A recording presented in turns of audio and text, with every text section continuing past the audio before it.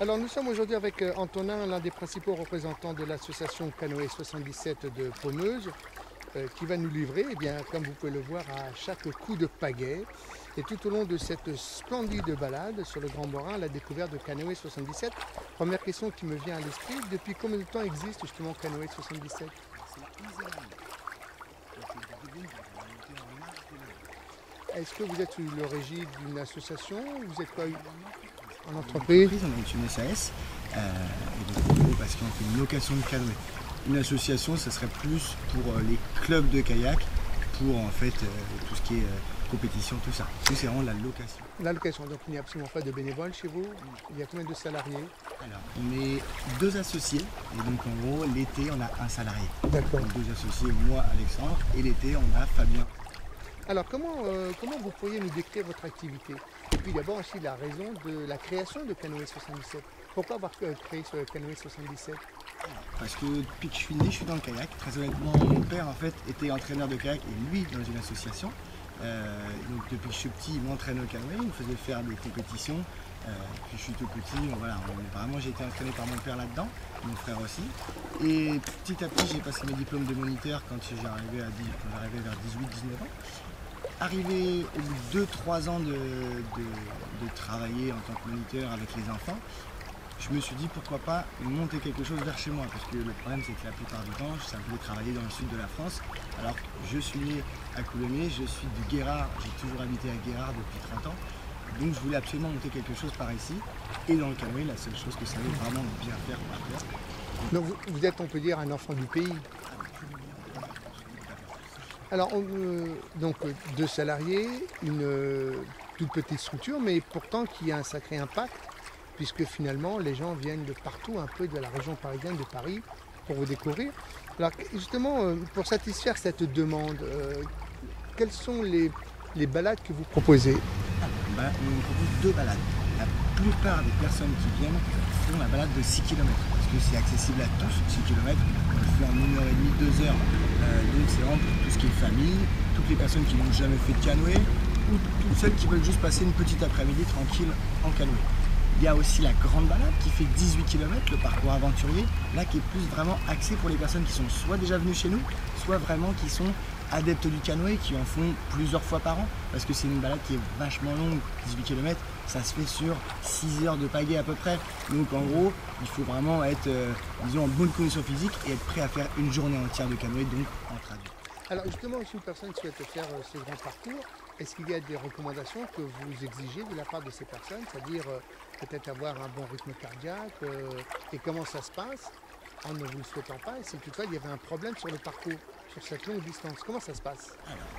On n'irait pas jusqu'à demander si les gens ont des problèmes cardiaques, parce que ça reste du privé, mais voilà, il faut que les gens soient en bonne condition physique. Au téléphone, c'est pour ça qu'on ne fait pas des réservations sur internet pour ces grands parcours-là, parce que moi je veux que tout le monde nous appelle pour ces parcours, comme ça je peux avoir un entretien avec eux au téléphone, leur demander s'ils sont bien qu'entre adultes, parce qu'un enfant de 5 ans, ça serait beaucoup trop long pour lui.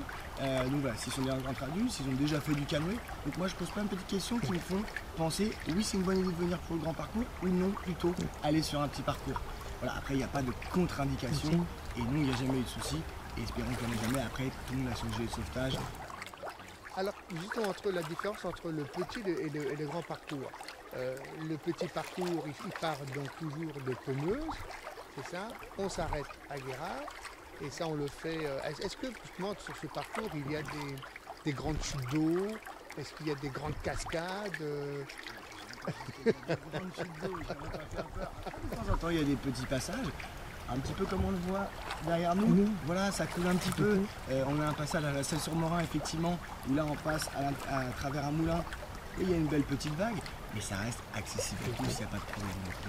Et pour le grand parcours, donc les autres, est-ce que c'est toujours pareil, c'est toujours dans la même convenance, c'est-à-dire? Le Grand Morin, c'est-à-dire qu'il y a quelques petits déversoirs, il y en a un à Tigeot par exemple, un à Serbonne, un à Rive-à-Crécy, mais ça reste des petits déversoirs avec de l'eau dessus, ça passe tout doucement, c'est vraiment accessible à tous, c'est juste que c'est plus long le grand parcours. Donc finalement, il n'y a pas trop au niveau de la consigne de sécurité. C'est quoi? Quelles sont les consignes de sécurité que vous exigez pour faire petite ou grande balade? Alors moi, s'il y a une seule chose sur laquelle je ne rigole pas, c'est le gilet. C'est-à-dire que quand on commence le briefing, au début déjà on va faire un briefing avant que chaque personne parte au canoë. La première chose qu'on dit, c'est le gilet, c'est fermé, il y a 3 attaches. Même moi quand je fais du canoë, j'en fais depuis des années, j'ai un gilet tout le temps. Parce qu'au final, quand vous tombez à l'eau, vous n'avez même pas besoin de nager, ça vous fait flotter. Et souvent les gens rigolent entre eux, chahutent. Et là justement, hop, même s'ils tombent à l'eau, ils flottent. Donc voilà, nous il y a une seule règle hyper importante, c'est le gilet de sauvetage. Alors la sécurité, après il y a le plaisir. Est-ce que par exemple quand on décide de faire la petite balade, est-ce qu'il y a un temps qui est déterminé où on peut prendre finalement 3, 4 heures, 5 heures, s'arrêter en cours de route, prendre le casse-route, ou alors il y a plutôt un temps qui est déterminé et après justement les gens peuvent justement au sein de votre structure finir la journée en beauté? Alors, pour les demi-journées, oui, effectivement, il y a un temps. Alors, on dit aux gens de ne pas se presser, d'y aller comme ils veulent. Par contre, on a une contrainte horaire, c'est de manger sur notre base. Parce qu'en fait, s'ils ne mangent pas sur notre base, ça va faire que, vu que les berges du Grand Morin, la plupart sont privées, donc ça va être des jardins. Donc, si on laissait faire les pique-niques aux gens, c'est-à-dire qu'ils mangeraient chez les riverains. Et nous, on veut vraiment, parce que aussi je suis de Guérard, je comprends toutes les personnes, de Pommeuse, partout, des riverains, je les comprends et j'aimerais pas que les gens mangent chez moi. Donc, au final, ce qu'on fait nous, c'est qu'on a créé une base avec une terrasse, des barbecues, des transats, tout ça. Et donc les gens, s'ils font le matin canoë, ils mangent toute l'après-midi sur notre base. Et si par contre ils font l'après-midi canoë, ils mangent avant directement sur la base aussi.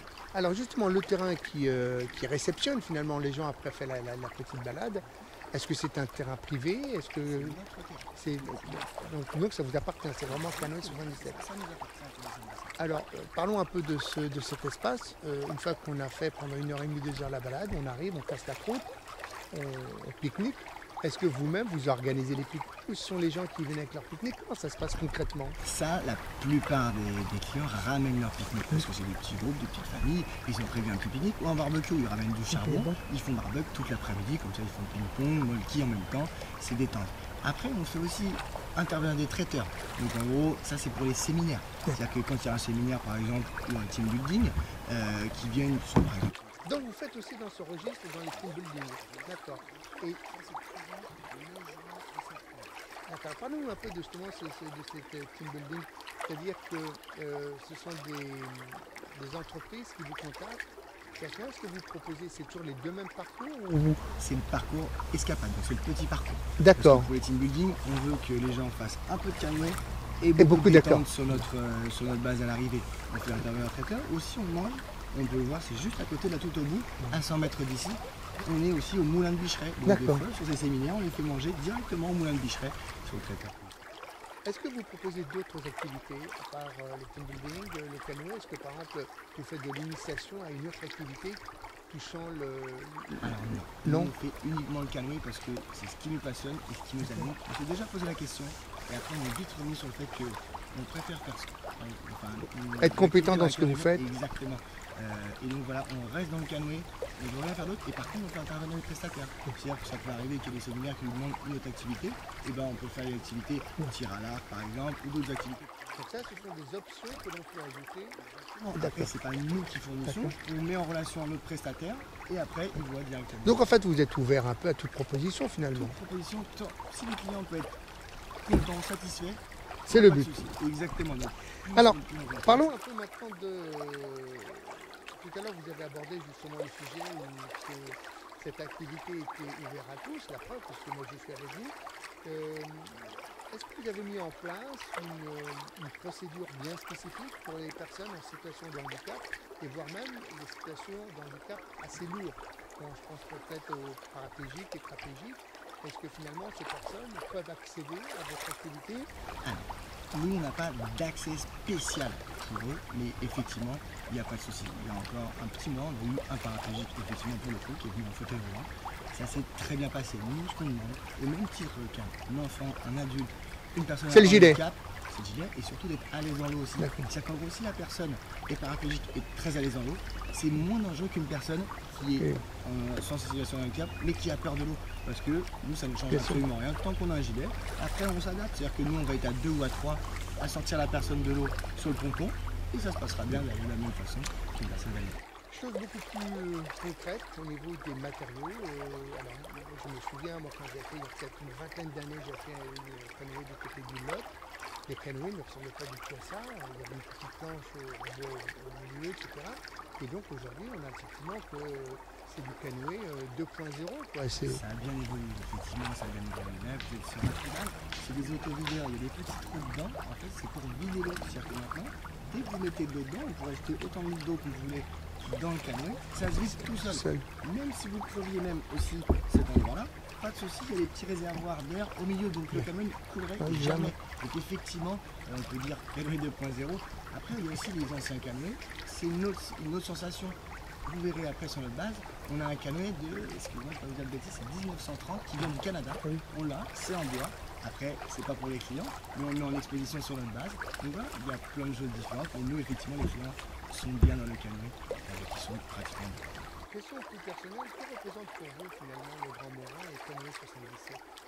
Alors, le Grand Morin, pour le coup, m'a, disons, bercé depuis que je suis petit. On se baignait dedans quand on était petit. J'ai toujours fait beaucoup de kayak dedans.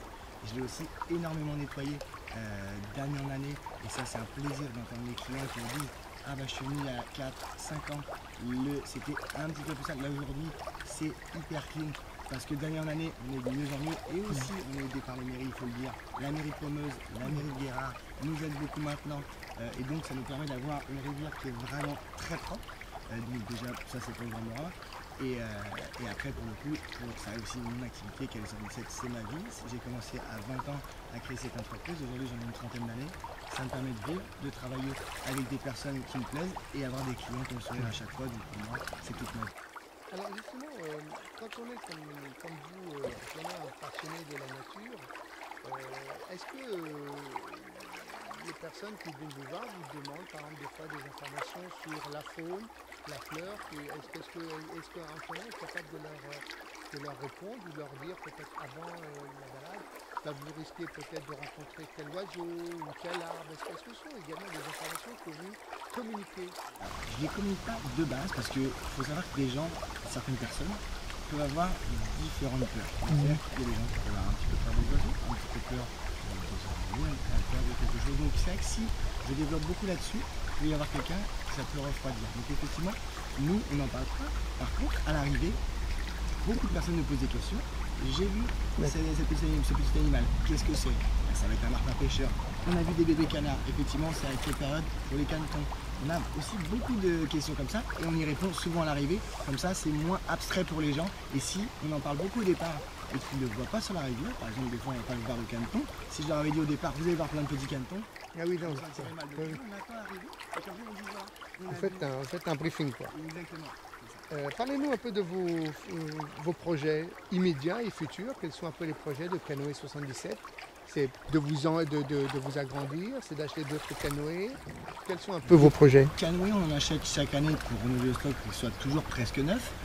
Effectivement, d'année en année, on grossit. Mais le but, c'est, là, je pense qu'on va arriver à un point, on va arrêter de grossir. Parce que le but, c'est pas non plus d'inonder la rivière de canoë.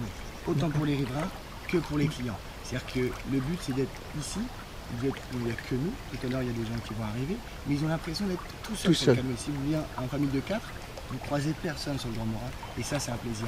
Par exemple, si ça devient une autoroute du canoë, c'est beaucoup moins sympa pour les clients et c'est pas ce qu'on veut. Donc l'objectif effectivement c'est de pouvoir avoir une structure vraiment top avec une base un petit peu plus développée, c'est-à-dire arriver à la base, avoir une plus grosse terrasse, c'est encore plus sympa pour les clients.